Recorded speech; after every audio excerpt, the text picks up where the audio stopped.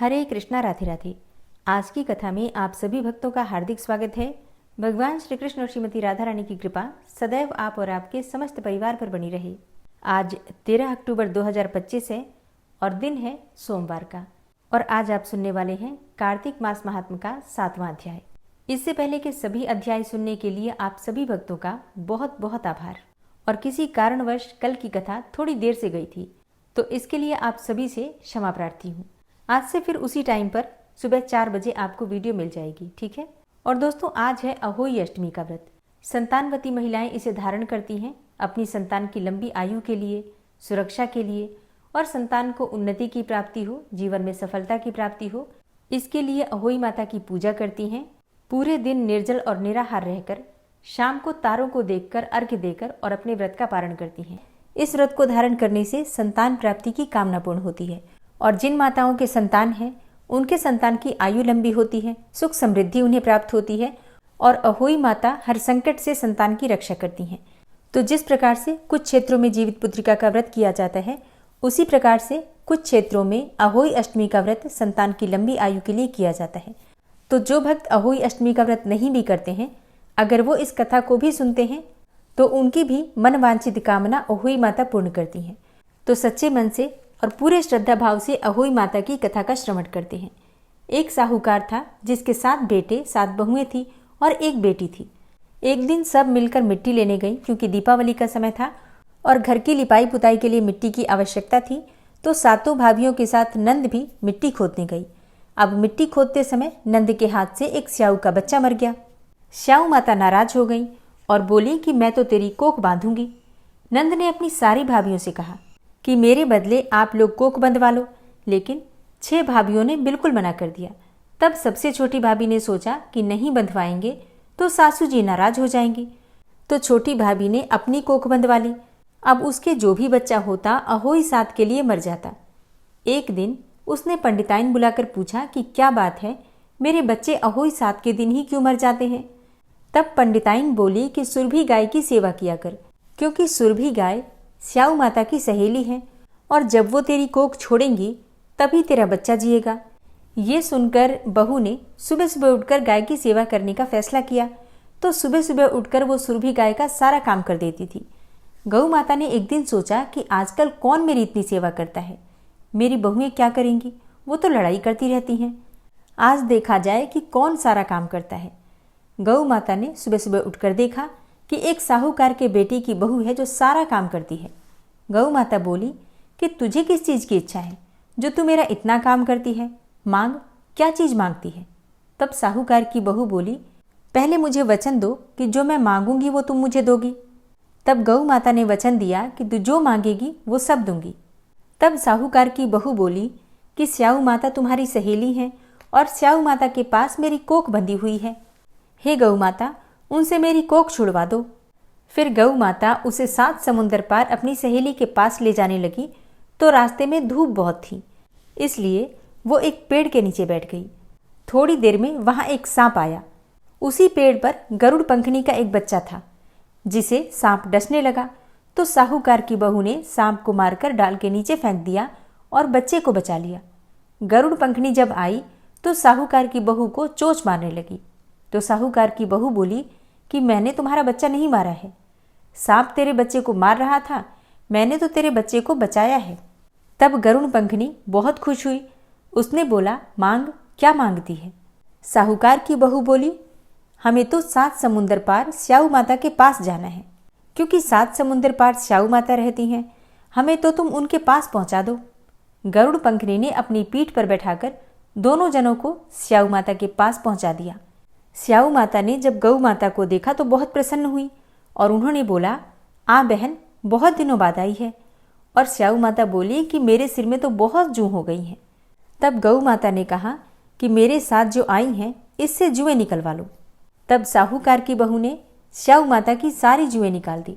स्याऊ माता बोली कि तूने मेरी बहुत भलाई की है, तेरे 7-7 बेटे 7-7 बहुएं हो। बहू बोली कि मेरे तो एक भी बेटा नहीं है, 7 बेटे कहाँ से होंगे। स्याऊ माता बोली, क्यों नहीं होंगे। तब साहूकार की बहू बोली, मुझे वचन दो कि मेरे 7 बेटे होंगे। तब स्याऊ माता बोली, वचन वचन वचन उकूती धोबी कुंड पर कंकरी हो। तब साहूकार की बहू बोली, मेरी कोख तो तुम्हारे पास बंधी हुई है। तब स्याऊ माता ने कहा कि तूने तो मुझे बहुत ठगा। मैं तेरी कोख खोलती तो नहीं, लेकिन अब तो खोलनी पड़ेगी। जा, तेरे घर में तुझे 7 बेटे 7 बहुएं मिलेंगी। तू 7 उजमन करियो, 7 अहोई माता, 7 मांडियो, 7 कढ़ाई कराइयो। वो घर गई, देखा कि वहां 7 बेटे और बहू बैठे हैं और बहुत सारा धन भी हो रहा है। उसने 7 अहोई मांडल, कोई दीवार पर, कोई मटके पर, कोई कहीं, 7 उजमन करे, 7 कढ़ाई करी। उधर देवरानी जेठानी कहने लगी, जल्दी जल्दी चौका पूजा कर लो, नहीं तो सब कोई रोने लग जाएंगे। थोड़ी देर में उन्होंने अपने बेटे से कहा कि देख कर आओ, आज वो रोई क्यों नहीं। बेटा गया, देख कर आया और बोला, चाची तो अहोई मांड रही हैं, खूब उजमन हो रहा है। फिर और जेठानी दौड़ी दौड़ी आई और देखे कि वो तो कोख छुड़ा कर ले आई है। वो सब बोली कि तुमने कोख कैसे छुड़ाई। वो बोली, मैंने तो कोख बंधाई नहीं, लेकिन स्याऊ के बच्चे के मरने से कोख बंध गई। अब स्याऊ माता ने मुझ पर दया करके मेरी कोख खोल दी। हे स्याऊ माता, जैसे साहूकार की बहू की कोख खोली, वैसे सबकी खोलना। कहते सुनते हुंकारा भरते सब पर अपनी कृपा बनाए रखना।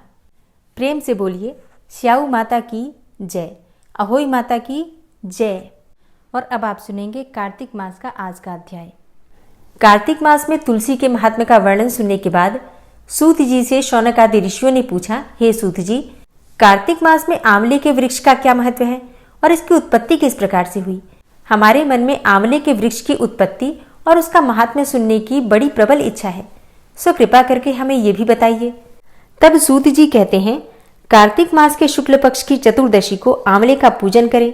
आंवले का महान वृक्ष सब पापों का नाश करने वाला है। इस चतुर्दशी का नाम वैकुंठ चतुर्दशी है। उस दिन आंवले की छाया में जाकर राधा सहित देवेश्वर श्रीहरि का पूजन करें। तदनंतर आंवले की 108 बार प्रदक्षिणा करें। फिर साष्टांग प्रणाम करके परमेश्वर श्याम सुंदर श्री कृष्ण की प्रार्थना करें और आंवले की छाया में बैठकर इस कथा को सुने। फिर ब्राह्मणों को भोजन करावें और यथाशक्ति दक्षिणा दें। ब्राह्मणों के संतुष्ट होने पर मोक्षदायक श्री हरि भी प्रसन्न होते हैं। पूर्व काल में जब सारा जगत एकार्णव के जल में निमग्न हो गया था, समस्त चराचर प्राणी नष्ट हो गए थे, उस समय देवादिदेव सनातन परमात्मा ब्रह्मा जी अविनाशी परब्रह्म का जप करने लगे थे। ब्रह्म का जप करते करते उनके आगे श्वास निकला, साथ ही भगवत दर्शन के अनुरागवश उनके नेत्रों से जल निकल आया। प्रेम के आंसुओं से परिपूर्ण वह जल की बूंदें पृथ्वी पर गिर पड़ी और उसी से आंवले का महान वृक्ष उत्पन्न हुआ, जिसमें बहुत सी शाखाएं और उपशाखाएं भी निकली थी। वह फलों के भार से लदा हुआ था। सब वृक्षों में सबसे पहले आंवला ही प्रकट हुआ था, इसलिए उसे आदिरोह कहा गया। ब्रह्मा ने पहले आंवले के वृक्ष को उत्पन्न किया है और उसके बाद समस्त प्रजा की सृष्टि की।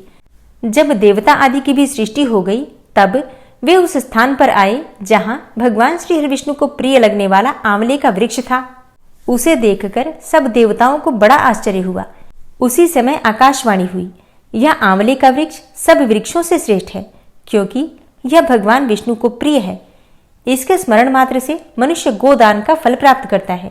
इसके दर्शन से दुगना और फल खाने से 3 गुना पुण्य प्राप्त होता है। इसलिए सर्वथा प्रयत्न करके आंवले के वृक्ष का सेवन करना चाहिए, मतलब आंवले का वृक्ष लगाना चाहिए, क्योंकि वह भगवान विष्णु को परम प्रिय एवं सब पापों का नाश करने वाला है। अतः समस्त कामनाओं की सिद्धि के लिए आंवले के वृक्ष का पूजन करना उचित है। जो मनुष्य कार्तिक में आंवले के वन में भगवान श्रीहरि की पूजा तथा आंवले की छाया में भोजन करता है, उसके सारे पाप नष्ट हो जाते हैं। आंवले की छाया में वह जो भी पुण्य करता है वह कोटि गुना हो जाता है। प्राचीन काल की बात है, कावेरी के उत्तर तट पर देवशर्मा नाम से विख्यात एक श्रेष्ठ ब्राह्मण रहते थे। वो वेद वेदांगों के पारंगत विद्वान थे। उनका एक पुत्र हुआ जो बड़ा दुराचारी निकला। पिता ने उसके हित की बात बताते हुए उससे कहा, बेटा, इस समय कार्तिक का महीना है जो भगवान विष्णु को बड़ा ही प्रिय है। तुम इसमें स्नान, दान, व्रत और नियमों का पालन करो और तुलसी के फूल सहित भगवान विष्णु की पूजा करो। भगवान के लिए दीपदान, नमस्कार तथा प्रदक्षिणा करो। पिता की ऐसी बातें सुनकर वह दुष्ट आत्मा पुत्र क्रोध से जल उठा।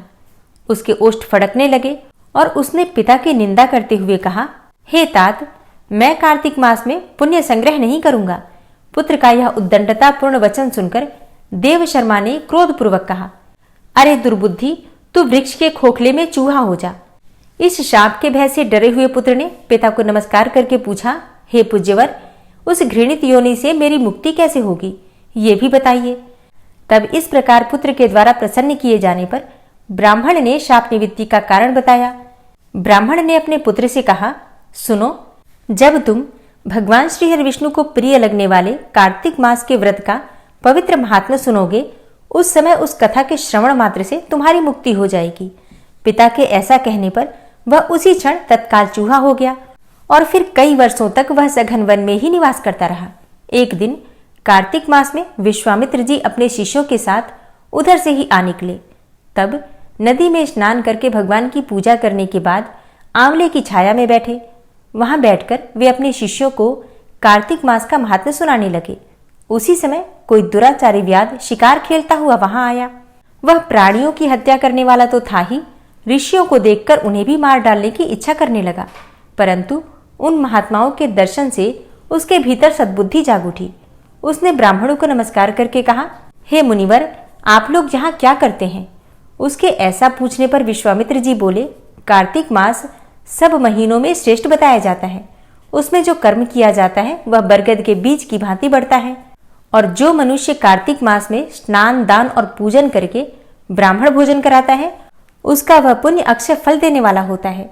व्याध की प्रेरणा से विश्वामित्र जी के कहे हुए इस धर्म को सुनकर वह शाप भ्रष्ट ब्राह्मण कुमार चूहे का शरीर छोड़कर तत्काल दिव्य देह से युक्त हो गया और महर्षि विश्वामित्र को प्रणाम करके अपना वृतांत निवेदन करके ऋषि की आज्ञा लेकर विमान पर बैठकर स्वर्ग को चला गया। इससे विश्वामित्र और व्याध दोनों को बड़ा विस्मय हुआ। व्याध भी कार्तिक व्रत का पालन करके भगवान विष्णु के धाम में गया। इसलिए कार्तिक में सब प्रकार से प्रयत्न करके आंवले की छाया में बैठकर भगवान श्री कृष्ण के सम्मुख कथा श्रवण करे। जो ब्राह्मण कार्तिक मास में आंवले और तुलसी जी की माला धारण करता है, उसे अनंत पुण्य की प्राप्ति होती है, और जो मनुष्य आंवले की छाया में बैठकर दीप माला समर्पित करता है, उसको भी अनंत पुण्य प्राप्त होता है। विशेषकर तुलसी वृक्ष के नीचे श्री राधा और श्याम सुंदर भगवान श्री कृष्ण की पूजा करनी चाहिए, और अगर तुलसी ना हो तो तुलसी के अभाव में ये शुभ पूजा आंवले के नीचे करनी चाहिए। तो जो आंवले की छाया के नीचे कार्तिक मास में ब्राह्मण दंपत्ति को एक बार भी भोजन देकर स्वयं भी भोजन करता है, वह अन्न दोष से मुक्त हो जाता है। लक्ष्मी प्राप्ति की इच्छा रखने वाला मनुष्य सदा आंवलों से स्नान करे। मतलब जो हम स्नान करते हैं, स्नान के जल में या तो आंवला या फिर आंवले का रस या फिर आंवले की कुछ पत्तियां डालकर भी स्नान किया जाए तो सब प्रकार के पापों से मुक्ति मिल जाती है, और फिर ऐसे मनुष्य को माँ लक्ष्मी की अपार कृपा भी प्राप्त होती है। इसलिए अगर आपको धन प्राप्ति की कामना है तो आंवले से स्नान कीजिए। विशेषकर एकादशी तिथि को आंवले से स्नान करने पर भगवान विष्णु संतुष्ट होते हैं। और अब कुछ ऐसे भी दिन हैं जिस दिन आंवले का सेवन या फिर आंवले से स्नान वर्जित बताया गया है, जैसे कि नवमी तिथि, किसी भी महीने की नवमी तिथि, अमावस्या तिथि, सप्तमी तिथि, संक्रांति दिन मतलब जिस दिन सूर्य राशि परिवर्तन करते हैं उस दिन, फिर रविवार को चंद्र ग्रहण और सूर्य ग्रहण के दिन आंवले से स्नान नहीं करना चाहिए। तो जो मनुष्य आंवले की छाया में बैठकर पिंडदान करता है, उसके पितर भगवान विष्णु के प्रसाद से मोक्ष को प्राप्त हो जाते हैं। तीर्थ या फिर घर में जहां जहां मनुष्य आंवले से स्नान करता है, वहां वहां भगवान विष्णु स्थित हो जाते हैं। सूत जी कहते हैं, जिसके शरीर की हड्डियां आंवले के स्नान से धोई जाती हैं, मतलब आंवले के पानी से धोई जाती हैं, ऐसा मनुष्य फिर से गर्भवास नहीं करता, अर्थात उसे मोक्ष की प्राप्ति हो जाती है।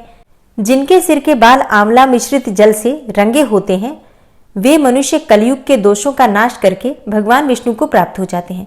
मतलब देखिए, यहाँ आंवले के कितने फायदे बताए गए हैं। आंवला बालों में लगाने से बाल भी काले होते हैं और भगवान विष्णु की कृपा भी प्राप्त होती है। हर प्रकार के पापों का भी निवारण हो जाता है। तो आंवले से स्नान करना या फिर आंवले से अपने बाल धोना, ये अत्यंत ही श्रेष्ठ माना गया है, स्वास्थ्य के दृष्टिकोण से भी और भगवान श्री हरि विष्णु की कृपा की प्राप्ति के लिए भी, पापों के निवारण के लिए भी और माँ लक्ष्मी की कृपा के लिए भी। तो कार्तिक मास चल ही रहा है और आंवले भी आसानी से उपलब्ध हो जाते हैं। जो तिथियां वर्जित बताई गई हैं कथा में, उन्हें छोड़कर बाकी के दिनों में आंवले का प्रयोग हमें जरूर करना चाहिए। अब सूत जी आगे कहते हैं कि जिस घर में सदा आंवला रखा रहता है, वहां भूत, प्रेत, कुष्मांड और राक्षसी नहीं जाते। जो कार्तिक में आंवले की छाया में बैठकर भोजन करता है उसके 1 वर्ष तक अन्न संसर्ग से उत्पन्न हुए पाप का नाश हो जाता है। अन्न संसर्ग मतलब कई बार किसी के यहाँ अगर सूतक पातक में गलती से खा लिया हो, या फिर किसी ऐसे व्यक्ति का भोजन जो कि सही मार्ग से धन का अर्जन न करता हो, ये पाप के अन्न में आता है।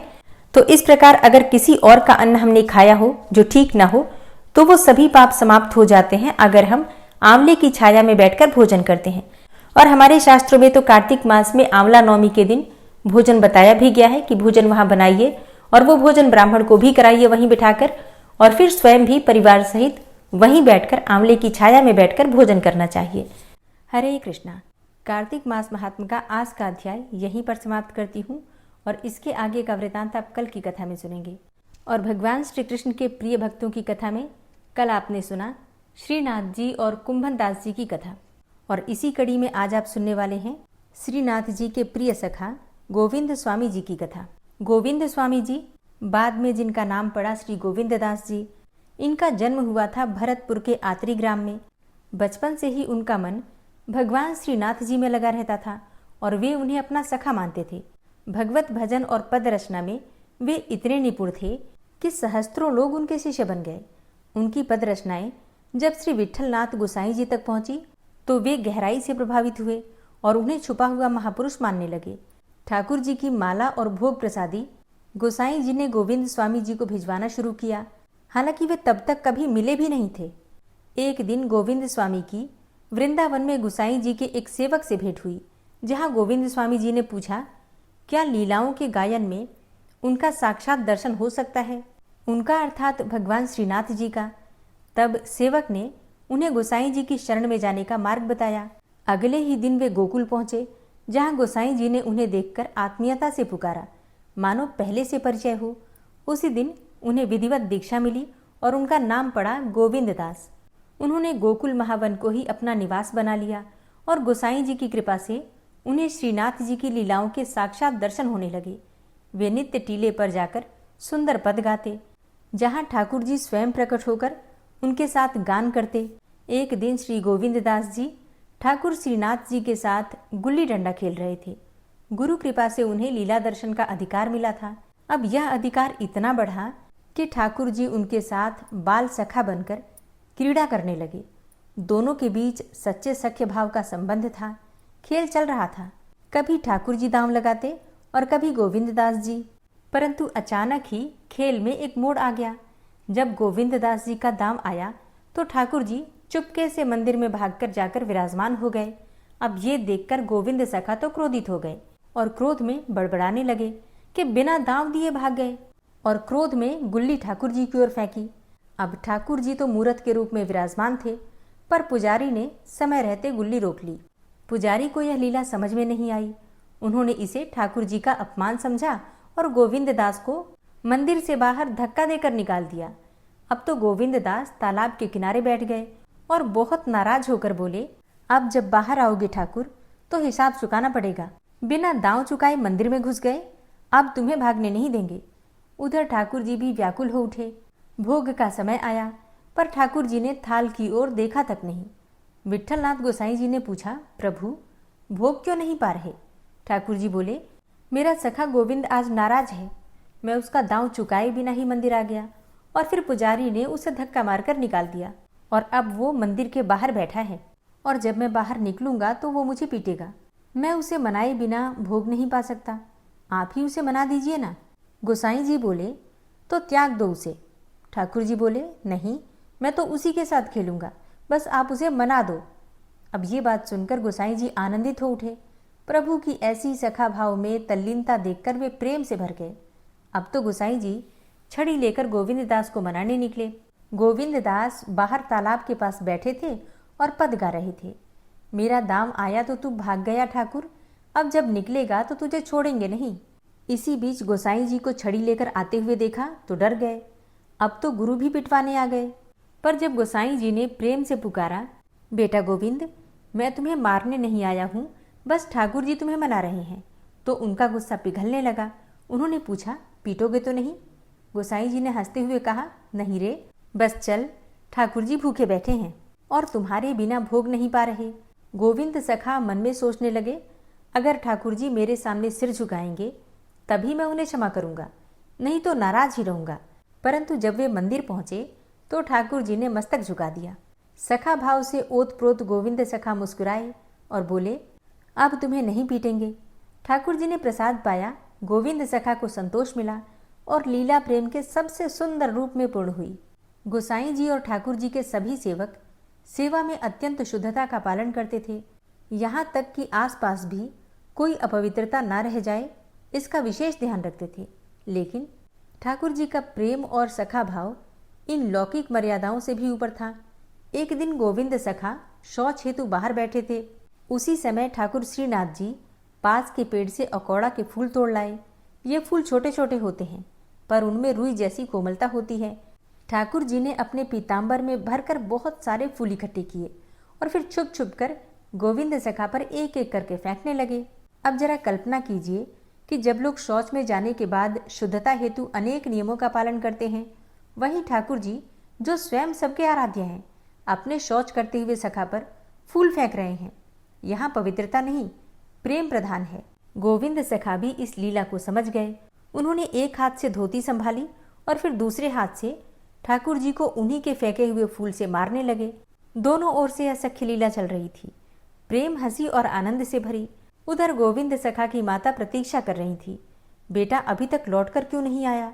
वह देखती हैं कि बहुत देर हो गई है तो चिंता में वहां पहुंच जाती हैं। उन्हें आता देखकर ठाकुर जी हड़बड़ा गए और बोले, अब और उपद्रव नहीं करना चाहिए।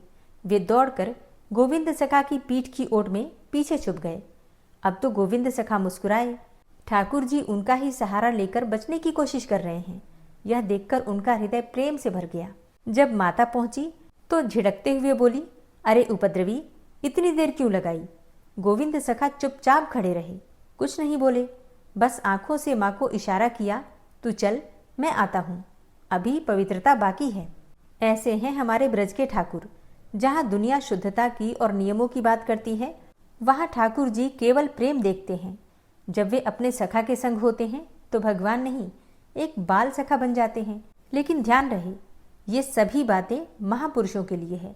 हमें तो सभी नियमों का पालन करना चाहिए और स्वयं को सिद्ध या फिर विशेष दिखाने की कोशिश भूल से भी नहीं करनी चाहिए, वरना हम अपने मार्ग से भटककर भ्रष्ट हो सकते हैं। एक दिन ठाकुर जी का भोग ले जाया जा रहा था। तभी गोविंद सखा जी सामने आकर खड़े हो गए और बोले, यह भोग का थाल मुझे दो, हम पहले पाएंगे। सेवकों ने हैरानी से कहा, तुम्हारी बुद्धि क्या भ्रष्ट हो गई है, ठाकुर जी का भोग पहले तुम्हें कैसे दे सकते हैं। लेकिन गोविंद सखा ने हट कर लिया, भोग पहले हमें दो, वरना हम अंदर जाने ही नहीं देंगे। अब तो रसोइया बहुत नाराज हुआ और उसने थाल पटक दी और जाकर श्री विट्ठलनाथ जी से बोला कि अब हम सेवा नहीं करेंगे। यह कैसा उपद्रव है, ठाकुर जी के भोग को रोकना और कहना कि पहले मैं खाऊंगा, यह भक्ति है या उद्दंडता। आज तक तो यही सिद्धांत रहा है कि पहले ठाकुर जी को भोग लगाओ, फिर तब प्रसाद पाओ। रसोइया बोला कि प्रभु, मुझसे ये अनीति नहीं देखी जाती, कृपया सेवा किसी और से करवा लीजिए। तब श्री गोसाई जी ने तुरंत कहा, गोविंद को बुलाओ। गोविंद सखा जी आए तो गोसाई जी ने पूछा, बेटा तेरे मन में क्या है, तू पहले भोग क्यों लेना चाहता है, ठाकुर जी से भी पहले। तब गोविंद सखा ने हाथ जोड़कर विनम्रता से कहा, महाराज, बात यह है कि अगर ठाकुर जी पहले भोग ले लेते हैं तो तुरंत भाग जाते हैं, फिर उनके साथ खेलने का मौका ही नहीं मिलता। लेकिन अगर मैं पहले पालूं तो मैं बाहर बैठ जाऊंगा और जब ठाकुर जी बाहर निकलेंगे तब मैं उन्हें पकड़ लूंगा और उन्हें मेरे साथ खेलना ही पड़ेगा, वो कहीं और नहीं भाग पाएंगे। अब ये सुनकर श्री गोसाई जी भाव विभोर हो गए और वे रसोइये से बोले, देखो यह लौकिक देह भाव में नहीं है, ये तो ठाकुर जी के सखा भाव में इतने डूबे हुए हैं कि इन्हें भोग पाने की इच्छा भी केवल ठाकुर जी के संग खेलने की लालसा से है। यह कोई साधारण भक्त नहीं है, प्रेम में डूबे हुए सखा हैं, इनकी भावना का आदर तो होना चाहिए। तब गोसाई जी ने आदेश दिया कि अब से 2 थाल एक साथ बनेंगे, एक ठाकुर जी को जाएगी और दूसरी गोविंद सखा को। फिर वही हुआ, गोविंद सखा थाल पाकर बाहर खड़े हो जाते और जैसे ही श्रीनाथ जी बाहर आते तो दोनों सखा वन में जाकर नित्य क्रीड़ा करते। एक दिन गोविंद दास जी ठाकुर जी के साथ अप्सरा कुंड पर खेल रहे थे। लीला के उस मधुर क्षण के बाद जब वे गिरिराज जी पर वापस लौटे तो देखा कि मंदिर में तो राजभोग की आरती हो रही है। गोविंद दास जी ने यह दृश्य देखकर तुरंत गोसाई जी से कहा, ठाकुर जी तो अभी अभी मेरे साथ खेल कर आ रहे हैं, फिर यह आरती किसकी हो रही है और भोग किसको लगाया गया? हमने तो ठाकुर जी को अभी कुछ समय पहले तक अपने साथ अप्सरा कुंड पर विहार करते देखा है। यदि आरती हो गई तो इसका अर्थ है कि भोग लग चुका, लेकिन ठाकुर जी ने तो भोग पाया ही नहीं, वो तो अभी भी भूखे हैं। अब ये सुनकर विट्ठलनाथ गोसाई जी ने तुरंत नई रसोई बनवाने का आदेश दिया। फिर पुनः भोग लगाया गया और फिर नए भाव से उनकी आरती संपन्न हुई। श्री विट्ठलनाथ गोसाई जी श्रीनाथ जी का श्रृंगार कर रहे थे। उसी समय मंदिर के सामने मंडप में गोविंद दास जी कीर्तन कर रहे थे। आंखें मूंदे भाव में डूबे हुए कीर्तन कर रहे थे। इधर ठाकुर श्रीनाथ जी चुपके से कुछ छोटे छोटे कंकड़ उठाकर लाए और गोसाई जी की नजर बचाकर बीच बीच में गोविंद दास जी पर निशाना साधने लगे। गोविंद दास जी गा रहे होते और अचानक उन्हें कोई कंकड़ लगता। वे आंखें खोलते, इधर उधर देखते, लेकिन सामने तो ठाकुर जी का श्रृंगार हो रहा था और उन्हें कोई भी शरारत करता हुआ दिखाई नहीं देता। और ऐसे ही एक दो नहीं बल्कि 8-10 कंकड़ लग चुके थे। अंत में जब गोविंद दास जी को ये समझ में आ गया कि ये कंकड़ तो मंदिर के भीतर से आ रहे हैं, यानी कि खुद ठाकुर जी की लीला है, तब उन्होंने भी एक कंकड़ उठाया और मुस्कुराते हुए ठाकुर जी की ओर फेंक दिया और संयोगवश वह ठाकुर जी को लग भी गया। बस इतने में ही ठाकुर जी ने श्री विट्ठलनाथ जी से शिकायत कर दी कि देखो, गोविंद हमें कंकड़ मारता है। अब तो गोसाई जी को यह सुनकर क्रोध आ गया और वे गोविंद दास जी से बोले कि तुम्हें शर्म नहीं आती? हम ठाकुर जी का श्रृंगार कर रहे हैं और तुम उन्हें कंकड़ मारते हो। इस पर गोविंद दास जी ने मुस्कुराकर कहा, महाराज, आपने हमें तो डांट दिया, लेकिन ये देखिए, ठाकुर जी ने 8 कंकड़ मारे और आपने उन्हें कुछ नहीं कहा, लेकिन एक कंकड़ हमने मारा, वो भी जवाब में, तो हम दोषी हो गए। क्या यही न्याय है? फिर बोले, आपको तो कृपालु होना चाहिए और सबके ऊपर सम दृष्टि रखनी चाहिए। गोसाई जी ने जब यह बात सुनी और श्रीनाथ जी की तरफ देखा तो हंस पड़े और बोले, अरे ये दोनों ही चंचलता की मूर्तियां हैं, अब मैं इनमें से किसे संभालूं? एक दिन श्रीनाथ जी श्याम ढाक अर्थात श्री गोसाई जी की बैठक पर विराजमान थे और आनंद पूर्वक बांसुरी बजा रहे थे। नीचे सभी गोप बालक बैठे हुए थे और थोड़ी दूर एक चबूतरे पर गोविंद दास जी भाव में डूबे हुए पद गा रहे थे। उसी समय ठाकुर जी के मंदिर में उत्थापन भोग अर्थात दोपहर का भोग का समय हो गया। श्री विट्ठलनाथ जी अर्थात गोसाई जी स्नान करके सेवा के लिए मंदिर आए। अब जब श्रीनाथ जी ने देखा कि गोसाई जी मंदिर में आ चुके हैं और इधर वे श्याम ढाक पर बैठे हुए हैं, तो वे तुरंत कूद पड़े और दौड़कर मंदिर पहुंचे और झट से जाकर सिंहासन पर विराजमान हो गए। लेकिन जब वे कूदे वहां से तो उनकी नई पोशाक का एक किनारा ढाक की लकड़ी में ही फंस गया और वहां से फट गया। अब वो टुकड़ा तो वहीं रह गया। इधर गोसाई जी ने जब मंदिर के पट खोले और श्रीनाथ जी का दर्शन किया तो देखा कि पोशाक तो नई है लेकिन फटी हुई है। वे चौंक पड़े। पूछा, ठाकुर जी, ये नई पोशाक फट कैसे गई? आप तो भीतर विराजमान हैं, तो फिर ये पोशाक फटी कैसे? श्रीनाथ जी डर के मारे चुप हो गए, बस नजरें चुराने लगे और सिर झुका लिया, कुछ भी उत्तर नहीं दिया। गोसाई जी ने सेवकों से पूछा, कोई भीतर आया था क्या? सेवकों ने कहा, नहीं महाराज, कोई नहीं आया, आप ही पहले पधारे हैं। अब तो श्रीनाथ जी चुप, सेवकों ने भी इनकार कर दिया। तो गोसाई जी ने कुछ नहीं कहा, ठाकुर जी को भोग लगाया और फिर बैठक में जाकर गहरी सोच में बैठ गए। थोड़ी देर में गोविंद दास जी आए और देखा कि गोसाई जी शांत और चिंतित हैं। बोले, महाराज, आप उदास क्यों बैठे हैं? आज आपका मुख प्रसन्न नहीं लग रहा, कोई बात हुई है क्या? गोसाई जी बोले, ऐसे ही बैठा हूँ, कोई विशेष बात नहीं। गोविंद दास जी ने तुरंत कहा, नहीं नहीं, कोई लीला तो जरूर हुई है, बताइए क्या हुआ? गोसाई जी बोले, आज मंदिर में आया तो ठाकुर जी की पोशाक फटी हुई थी। मुझे यही चिंता हो रही है कि भला ये कैसे हुआ, सेवा में कोई भूल तो नहीं हो गई। इतना सुनते ही गोविंद दास जी हंस पड़े। बोले, महाराज, आप कितने भोले हैं, ये ठाकुर जी जितने सीधे दिखते हैं उतने हैं नहीं। ये आज श्याम ढाक पर बंसी बजा रहे थे और वहां से कूदते समय पोशाक फंस गई और फट गई। आप सोचते हैं कि आपके ठाकुर बहुत शांत हैं, बहुत सज्जन हैं, परंतु ये तो बहुत शरारती हैं। चलिए मैं दिखाता हूँ। फिर गोविंद दास जी गोसाई जी का हाथ पकड़कर श्याम ढाक पर ले गए। वही लकड़ी में फंसा हुआ पोशाक का फटा टुकड़ा दिखाया। गोसाई जी ने वह कपड़ा उठाया और मंदिर लाए और ठाकुर जी की पोशाक से मिलाया तो बिल्कुल वही था। उन्होंने श्रीनाथ जी की ओर देखा और मुस्कुराकर पूछा, ये कैसे हुआ? श्रीनाथ जी ने फिर से सिर झुका लिया, एक शब्द भी नहीं बोले। गोसाई जी और गोविंद दास जी दोनों हंस पड़े और उस दिन से गोसाई जी ने सेवा का एक नया नियम बनाया कि भोग से पहले 3 बार घंटानाद और शंखनाद किया जाए ताकि ठाकुर जी जहाँ भी लीला कर रहे हों तो समय पर वापस आ जाएं। गोविंद स्वामी सदैव भगवत प्रेम में मस्त रहते थे। एक बार वे गिरिराज की तलहटी में खड़े खड़े लघुशंका कर रहे थे। उस समय परिक्रमा मार्ग से अनेकों वैष्णवजन निकल रहे थे। गोविंद स्वामी जी ने देखा कि इतने बड़े सम्माननीय वैष्णव सामने हैं तो न तो गिरिराज की ओर मुंह कर पा रहे हैं और न ही परिक्रमा मार्ग की ओर, तो बीच में खड़े होकर ही लघुशंका कर दी।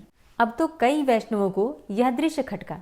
उन्हें लगा कि गोविंद स्वामी जैसे महापुरुष को इस प्रकार का आचरण शोभा नहीं देता। उन्होंने जाकर गोसाई जी से शिकायत की कि इनके आचरण में पवित्रता नहीं है। शौच और लघुशंका की भी एक मर्यादा होती है, इनको कुछ समझाइए। तब गोसाई जी ने गोविंद स्वामी जी से पूछा कि तुम ये क्या कर रहे थे? इतने बड़े वैष्णव होकर लघुशंका परिक्रमा मार्ग में खड़े खड़े कर दी। क्या तुमने वैष्णव सदाचार को त्याग दिया है? तब गोविंद स्वामी जी ने सरल भाव से उत्तर दिया, महाराज, जब घोड़ा खड़े खड़े लघुशंका करता है तो कोई उसे दोष नहीं देता, क्योंकि वह घोड़ा है, उसके लिए कोई पद्धति नहीं। उस क्षण में गोविंद दास वैष्णव नहीं था, मैं घोड़ा था। अब तो गोसाई जी चौंक पड़े, बोला, ये क्या कह रहे हो तुम? तब गोविंद स्वामी ने मुस्कुराते हुए कहा, महाराज, उस समय मेरे कंधे पर स्वयं श्रीनाथ जी विराजमान थे और मैंने उनसे कहा कि मुझे लघुशंका करनी है, तो उन्होंने उत्तर दिया कि जैसे घोड़ा करता है वैसे ही करो। तो मैं वही कर रहा था। उस समय मैं भक्त नहीं, उनका घोड़ा था। अब यह सुनकर समस्त वैष्णवों की आंखें खुल गई। उन्हें समझ आ गया कि गोविंद स्वामी जैसे महापुरुष किसी सामान्य नियम के दायरे में नहीं बांधे जा सकते, लेकिन यह सब केवल सिद्ध महापुरुषों के लिए है। हम जैसे साधकों को नियमों और मर्यादा का पालन अवश्य करना चाहिए। अगर हम बिना योग्यता के सिद्धों जैसा आचरण करने लगे तो हमारी बुद्धि भ्रष्ट हो जाएगी। इसीलिए शास्त्रों के अनुसार जो उचित है वही करें और किसी महापुरुष के व्यवहार की नकल न करें। गोविंद स्वामी जैसे सिद्ध संत विधि निषेध से परे हैं, उनके साथ स्वयं ठाकुर जी खेलते हैं। इस प्रकार श्री गोविंद दास जी का जीवन अद्भुत और अलौकिक लीलाओं से भरा हुआ था। वे नित्य नवीन पदों की रचना करते थे और श्रीनाथ जी की कीर्तन सेवा में लीन रहा करते थे। उनके द्वारा रचित पद अत्यंत सुंदर और हृदय को छूने वाले हैं। जब श्री विट्ठलनाथ गोसाई जी ने इस लोक से अंतर्ध्यान लीला की, उसी क्षण श्री गोविंद स्वामी जी भी गिरिराज गोवर्धन की कंदरा में प्रविष्ट हो गए। गोविंद स्वामी जी ने एक क्षण भी विलंब नहीं किया। वे उसी क्षण गिरिराज जी की गोद में समा गए और सदा सदा के लिए श्रीनाथ जी की सेवा में लीन हो गए। प्रेम से बोलिए, भक्त और भगवान की जय। आज की कथा कैसी लगी कमेंट बॉक्स में जरूर बताइए। और अब आप सुनेंगे श्री विष्णु सहस्त्रनाम स्तोत्र। ओम विश्वं विष्णुर्वषट्कारो भूतभव्य भवत्प्रभु भूतकृत भूतभृद्भावो भूतात्मा भूतवाहन भूतात्मा परमात्मा च मुक्तानां परमागति अव्ययः पुरुषः साक्षी क्षेत्रज्ञो अक्षर एव च योगो योगविदां नेता प्रधान पुरुषेश्वरः नारसिंह वपुः श्रीमान् केशवः पुरुषोत्तमः सर्वः शर्वः शिवस्थाणुर्भूतादिर्निधिर्व्ययः संभवो भावनो भर्ता प्रभवः प्रभुरीश्वरः स्वयंभू शंभुरादित्यः पुष्कराक्षो महास्वनः अनादिनिधनो धाता विधाता धातुरुत्तमः अप्रमेयो ऋषिकेश पद्मनाभो अमरप्रभु विश्वकर्मा मनुस्त्वष्टा स्थविष्ठः स्थविरो ध्रुवः अग्राह्यः शाश्वतः कृष्णो लोहिताक्षः प्रतर्दनः प्रभूतस्त्रिककुब्धाम पवित्रं मङ्गलं परम् ईशानः प्राणदः प्राणो ज्येष्ठः श्रेष्ठः प्रजापति हिरण्यगर्भो भूगर्भो माधवो मधुसूदनः ईश्वरो विक्रमी धन्वी मेधावी विक्रमः क्रमः अनुत्तमो दुराधर्षः कृतज्ञः कृतिरात्मवान् सुरेशः शरणं शर्म विश्वरेताः प्रजाभवः अह संवत्सरो व्यालः प्रत्ययः सर्वदर्शनः अजः सर्वेश्वरः सिद्धः सिद्धे सर्वादिर्च्युतः वृषाकपिर्मेयात्मा सर्वयोगविनिश्रितः वसुर्वसुमनः सत्यः समात्मा संमितः समः अमोघः पुण्डरीकाक्षो वृषकर्मा वृषाकृतिः रुद्रो बहुशिरा बभ्रुर्विश्वयोनिः शुचिश्रवः अमृतः शाश्वतस्थाणुर्वरारोहो महातपः सर्वगः सर्वविद्भानुर्विश्वक्सेनो जनार्दनः वेदो वेदविद्व्यङ्गो वेदाङ्गो वेदवित्कविः लोकाध्यक्ष सुराध्यक्षो धर्माध्यक्ष कृताकृता चतुरात्मा चतुर्व्यूहश्चतुर्द्रष्टश्चतुर्भुजा भ्राजिष्णुर्भोजनं भोक्ता सहिष्णुर्जगदाति च अनघो विजयो जेता विश्वयोनिः पुनर्वसु उपेन्द्रो वामनः प्रांशुर्मोघः शुचिरुर्जिता अतीन्द्रः सङ्ग्रहः सर्गो धृतात्मा नियमो यमः वेद्यो वैद्यः सदा योगी वीरः माधवो मधु अतीन्द्रियो महामायो महोत्साहो महाबलः महाबुद्धिर्महावीर्यो महाशक्तिर्महाद्युति अनिर्देश्य वपुः श्रीमान् मेयात्मा महाधृतिर् महिश्वासो महीभर्ता श्रीनिवास सतां गति अनिरुद्ध सुरानन्दो गोविन्दो गोविन्दाम्पति मरीचिर्दमनो हंस सुपर्णो भुजगोत्तम हिरण्यनाभ सुतपा पद्मनाभ प्रजापति अमृत्यु सर्वदिक्सिंह संधाता सन्धिमानस्थिर अजो दूर्मर्षणः शास्ता विश्रुतात्मा सुरारिः गुरुर्गुरुतमो धाम सत्य सत्यपराक्रम निमिषो अनिमिषो श्रग्वी वाचस्पतिरुदारधि अग्रणिर्ग्रामणी श्रीमान् न्यायो नेता समीरण सहस्रमूर्धा विश्वात्मा सहस्राक्ष सहस्रपात् आवर्तनो निवृत्तात्मा संवृतः संप्रमर्दन अहसंवर्तको वहनिर्निलोधरणीधरः सुप्रसादः प्रसन्नात्मा विश्वदृग्विशुभुग्विभु सत्कर्ता सत्कृतः साधु जहर्नुर्नारायणो नरः असंख्येयो अप्रमेयात्मा विशिष्टशिष्टकृच्छुवि सिद्धार्थ सिद्धसङ्कल्प सिद्धिदः सिद्धिसाधनः वृषाहि वृषभो विष्णुर्विष्पर्वा वृषोदरः वर्धनो वर्धमानश्च विविक्तः श्रुतिसागरः सुभुजो दूर्धरो वाग्मी महेन्द्रो वसुदो वसु नैकरूपो बृहद्रूप शिपिविष्टः प्रकाशनः ओजस्तेजो द्युतिधरः प्रकाशात्मा प्रतापनः रिद्धस्पष्टाक्षरो मन्त्रश्चन्द्रांशुर्भास्करदुतिः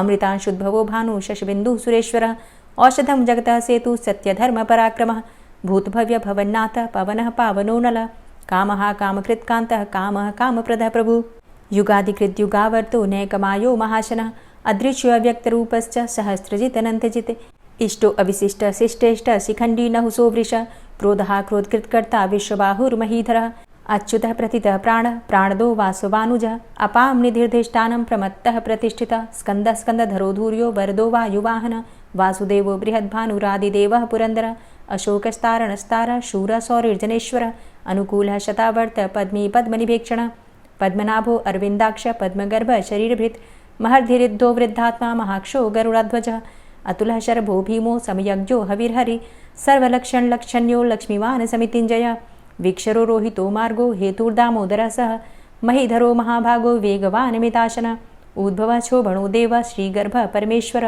करणं कारणं कर्ता विकर्ता गहनो गुह व्यवसायो व्यवस्थान संस्थान स्थानदो ध्रुव परर्थी परमस्पस्तुष्ट पुष्ट सुभेक्षण रामो विरामो विरजो मार्गो नेयो नयोनयः वीर शक्तिमतां श्रेष्ठो धर्मो धर्मविदुत्तमः वैकुण्ठः पुरुषः प्राणः प्राणदः प्रणवः पृथु हिरण्यगर्भः शत्रुघ्नो व्याप्तो वायुरुधोक्षजः ऋतुः सुदर्शनः कालः परमेष्ठी परिग्रहः उग्रः संवत्सरो दक्षो विश्रामो विश्वदक्षिणः विस्तारः स्थावरस्थाणु प्रमाणं बीजमव्ययम् अर्थो अनर्थो महाकोशो महाभोगो महाधनः अनिर्विण्णः स्थविष्टोऽभू धर्मयुपो महामख नक्षत्रनेमिर्नक्षत्री क्षमचामः समीहनः यज्ञ इज्यो महिज्यश्च क्रतुसत्रं सतां गतिः सर्वदर्शी विमुक्तात्मा सर्वज्ञो ज्ञानमुत्तमं सुव्रतः सुमुखः सुष्मा सुघोषः सुखदः सुहृतः मनोहरो जित्क्रोधो वीरबाहुर्विदारणः स्वापनः स्ववसो व्यापी नैकात्मा नैककर्मकृत् वत्सरो वत्सलो वत्सी रत्नगर्भो धनेश्वरः धर्मगुप्त धर्मकृद्धर्मी सदसक्षरमक्षरम् अविज्ञाता सहस्रांशुर्विधाता कृतलक्षणः गभस्तिनेमिः सत्त्वस्थः सिंहो भूतमहेश्वरः आदिदेवो महादेवो देवेशो देवभृद्गुरुः उत्तरो गोपतिर्गोप्ता ज्ञानगम्यः पुरातनः शरीरभूतभृद्भोक्ता कपीन्द्रो भूरि दक्षिणः सोमभो अमृतपः सोम पुरुजित पुरुषोत्तमः विनयोजयः सत्यसन्धो दाशाः सात्वताम्पतिः जीवो विनयिता साक्षी मुकुन्दो अमितविक्रमः अम्भो निद्रणन्तात्मा महोदधीशयोऽन्तकः अजोमहारः स्वाभाव्यो जितामित्रः प्रमोदनः आनन्दो नन्दनो नन्दः सत्यधर्मा त्रिविक्रमः महर्षि कपिलाचार्यः कृतज्ञो मेदिनीपतिः त्रिपदस्त्रिदशाध्यक्षो महाशृङ्गः कृतान्तकृत् महावराहो गोविन्दः सुखेणः कनकाङ्गदी गुह्यो गभीरो गहनो गुप्तश्चक्रगदाधरः वेधा स्वाङ्गो अजितः कृष्णो दृढः सङ्कर्षणोच्युतः वरुणो वारुणो वृक्षः पुष्कराक्षो महामनाः भगवान् भगानन्दी वनमाली हलायुधः आदित्यो ज्योतिरादित्यः सहिष्णुर्गतिसत्तमः सुधन्वाखण्ड परशुर्दारुणो द्रविडप्रदः दिविस्त्रिक्सर्वदृग्व्यासो वाचस्पतिर्योनिजः त्रिसामासामगः साम निर्वाणं भेषजं भिषक् सन्न्यासकृच्छमः शान्तो निष्ठा शान्तिः परायणं शुभाङ्गः शान्तिदः स्रष्टा कुमुदः कुवलेशय गोहितो गोपतिर्गोप्ता वृषभाक्षो वृषप्रियः अनिवर्ति निवृतात्मा संक्षेप्ता चेम कृच्छिव श्रीवत्सवक्षा श्रीवास श्रीपति श्रीमतांबर श्रीद श्रीश श्रीनिवास श्रीनिधि श्रीविभावन श्रीधर श्रीकर श्रेय श्रीमान लोकत्रयाश्रय स्वक्ष स्वंग शतानंदो नंदिर्ज्योतिर्गणेश्वर विजितात्मा विधेयात्मा सत्कीर्तिश्छिन्न संशय उदीर्ण सर्वतक्षसुर निश शाश्वत स्थिर भूषयो भूषणो भूतिर्विशोक शोकनाशन अर्चिष्मान अर्चित कुंभो विशुद्धात्मा विशोधन अनिरुद्धो अप्रतिरथ प्रद्युम्नो अमित विक्रम कालिनेमि निहावीर शौरी सूरजनेश्वर त्रिलोकात्मा त्रिलोकेशः केशवः केशिहारी कामदेवः कामपालः कामीकान्तः कृतागमः अनिर्देशव पूर्विष्णोर्वीरो अनंतो धनंजय ब्रह्मण्यो ब्रह्मकृत् ब्रह्मा ब्रह्म ब्रह्म विवर्धन ब्रह्मविद् ब्राह्मणे ब्रह्मी ब्रह्मज्ञो ब्राह्मण प्रिय महाक्रमो महाकर्मा महातेजा महोरग महाक्रतुर्महायज्वा महायज्ञो महाहवि स्तव्यस्तव प्रिय स्तोत्रम स्तुतिस्तोतारण प्रिय पूर्ण पुरैता पुण्य पुण्यकीर्तिर्नामय मनोजवस्तीर्थकरो वसुरेता वसुप्रद वसुप्रदो वासुदेव वसुर्वसुमनाहवि सद्गतिः सत्कीर्तिः सत्ता सद्भूति सत्परायणः शूरसेनो यदुश्रेष्ठ सन्निवासः सुयामुनः भूतावासो वासुदेवः सर्वासु निलयोऽनलः दर्पः दर्पदो दृप्तो दूर्धरोथा पराजितः विश्वमूर्तिर्महामूर्तिर्दीप्तमूर्तिर्मूर्तिमान् अनेकमूर्तिरव्यक्तः शतमूर्तिः शताननः एको नैकः सवः किं यत्तत्पदमनुत्तमं लोकबन्धुर्लोकनाथो माधवो भक्तवत्सलः सुवर्णवर्णो हेमांगो वरांगश्चन्दनांगदी वीरः विषमः शून्यो घृताशीर चलश्चलः अमानीमानदो मान्यो लोकस्वामी त्रिलोकदृक् सुमेधा मेधजो धन्यः सत्यमेधा धराधर तेजो वृषः द्वितिधर सर्वशस्त्रभृतांबर प्रग्रहो निग्रहो व्यग्रो नैकशृंगो गदाग्रज चतुर्मूर्तिश्चतुर्बाहुश्चतुर्व्यूहश्चतुर्गति चतुरात्मा चतुर्भावश्चतुर्वेद विदेकपात समावर्तो अनिवृतात्मा दुर्जयो दुरतिक्रम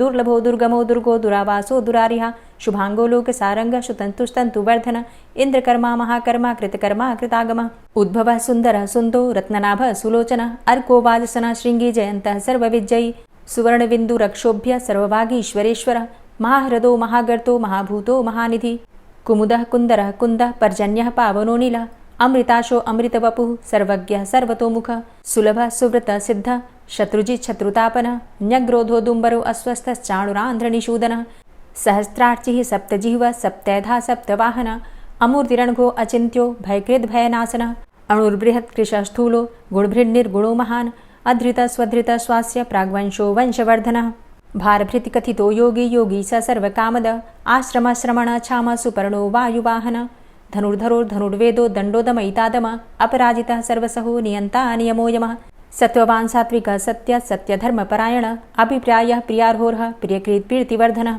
विहाय सगतिर्ज्योति सुरुचिर्हुद्भुग्विभु रविर्विलोचनः सूर्य सविता रविलोचनः अनन्तो हुद्भुग्भोक्ता सुखदो नैकजोग्रज अनिर्विण्ण सदामर्षि लोकाधिष्ठानमद्भुतः सनात सनातन्तमः कपिलः कपिरप्यय स्वस्तिदा स्वस्तिकृत् स्वस्ति स्वस्तिभुक् स्वस्ति दक्षिण रौद्रः कुण्डली चक्रे विक्रम्युर्जितशासन शब्दातिग शब्दशः शिशिरः शर्वरीकर अक्रूरः पेशलो दक्षो दक्षिणः क्षमिणाम्बर विद्वतमो वितभय पुण्यश्रवणकीर्तन उत्तारणो दुष्कृतिः पुण्यो दुःस्वप्ननाशन वीरः रक्षण संतो जीवनः पर्यवस्थित अनन्तरूपो अनन्तसृर्जितमन्युर्भयापः चतुरश्रो गभीरात्मा विदिशो व्यादिशो दिश अनादिर्भूर्भुवो लक्ष्मी सुवीरो रुचिरांगद जननो जन्मादिर्भीमो भीमपराक्रम आधारनीलयोधाता पुष्पहासः प्रजागर ऊर्ध्वग सत्पथाचार प्राणदः प्रणवपण प्रमाणं प्राणनीलयः प्राणभृत् प्राणजीवन तत्त्वं तत्त्वविदेकात्मा जन्म मृत्यु जरातिग भूर्भुवः स्वस्तरुस्तार सविता प्रपितामह यज्ञो यज्ञपतिर्यज्वा यज्ञांगो यज्ञवाहन यज्ञभृद्यज्ञकृद्यज्ञ यज्ञभुग्यज्ञसाधन यज्ञान्तिकृद्यज्ञ गुह्यमन्यमन्नादेव च आत्मयोनिः स्वयं जातो वैखानः सामगायन देवकी नन्दन स्रष्टा क्षितिसः पापनाशन शङ्खभृन्नन्दकी चक्री शारङ्गधन्वा गदाधरः रथाङ्गपाणिरक्षोभ्य सर्वप्रहरणायुध ओम नमः इति।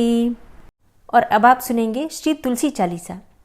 श्री तुलसी महारानी करु विनय सिरनाय, जो मम हो संकट विकट दीजे मात नशाय। नमो नमो तुलसी महारानी, महिमा अमित न जाए बखानी। दियो विष्णु तुमको सन्माना, जग में छायो सुयस महाना। विष्णु प्रिया जय जयति भवानी, तिहु लोक की हो सुख खानी। भगवत पूजा करे जो कोई, बिना तुम्हारे सफल न होई। जिन घर तव नहीं होय निवासा, उस घर कर ही विष्णु नहीं बासा। करें सदा जो तव नित सुमिरन, तेहि के काज होय सब पूरन। कार्तिक मास महात्म तुम्हारा, ताको जानत सब संसारा। तब पूजन जो करे कुंवारी, पावे सुंदर वर सुकुमारी। करे जो पूजा नित प्रति नारी, सुख संपत्ति से होय सुखारी। वृद्धा नारी करे जो पूजन, मिले भक्ति होवे पुलकित मन। श्रद्धा से पूजे जो कोई, भवनिधि से तर जावे सोई। कथा भागवत यज्ञ करावे, तुम बिन नहीं सफलता पावे। छायो तब प्रताप जग भारी, ध्यावत तुम्हि सकल चित धारी। तुम्ही मात यंत्रन तंत्रन में, सकल काज सिद्धि होवे क्षण में। औषधि रूप आप हो माता, सब जग में तव यश विख्याता। देव ऋषि मुनि और तपधारी, करत सदा तव जय जयकारी। वेद पुराणन तव यश गाया, महिमा अगम पार नहीं पाया। नमो नमो जय जय सुख कारणी, नमो नमो जय दुख निवारणी। नमो नमो सुख संपत्ति देनी, नमो नमो अघ काटन चेनी। नमो नमो भक्तन दुख हरणी, नमो नमो दुष्टन मद छेनी। नमो नमो भव पार उतारणी, नमो नमो परलोक सुधारणी। नमो नमो निज भक्त उबारणी, नमो नमो जन काज सवारणी। नमो नमो जय कुमति नशावनी, नमो नमो सब सुख उपजावनी। जयति जयति जय तुलसी माई, ध्याऊं तुमको शीश नवाई।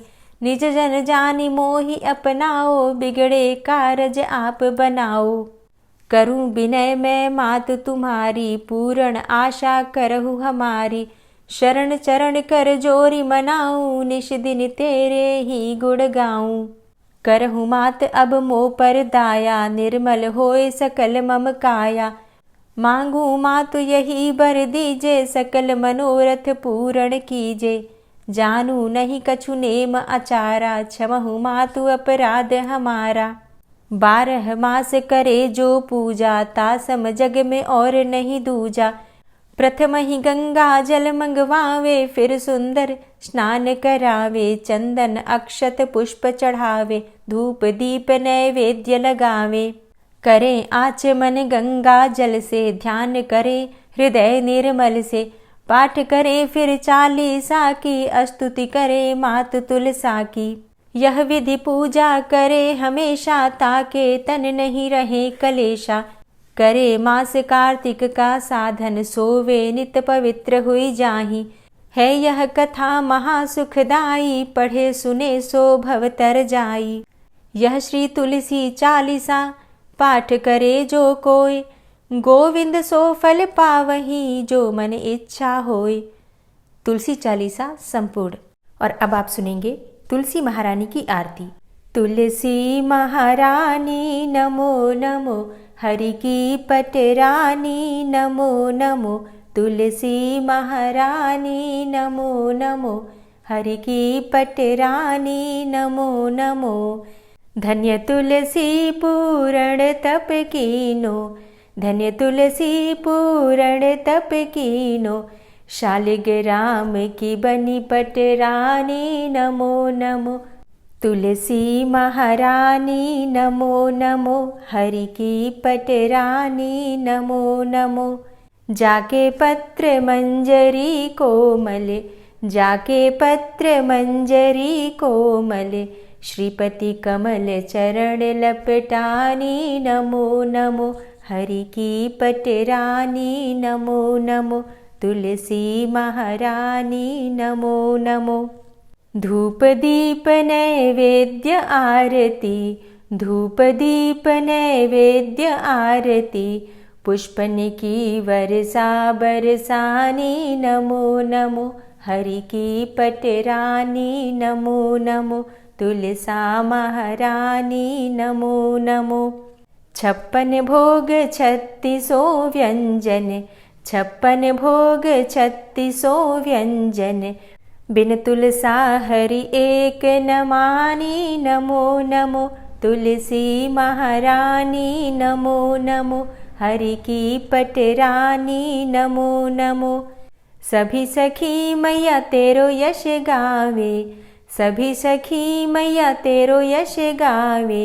भक्ति दान दीजे महारानी नमो नमो, तुलसा महारानी नमो नमो, हरि की पटरानी नमो नमो, नमो नमो तुलसा महारानी, नमो नमो तुलसी महारानी, तुलसी महारानी नमो नमो, हरि की पटरानी नमो नमो, तुलसी महारानी नमो नमो, हरि की पटरानी नमो नमो।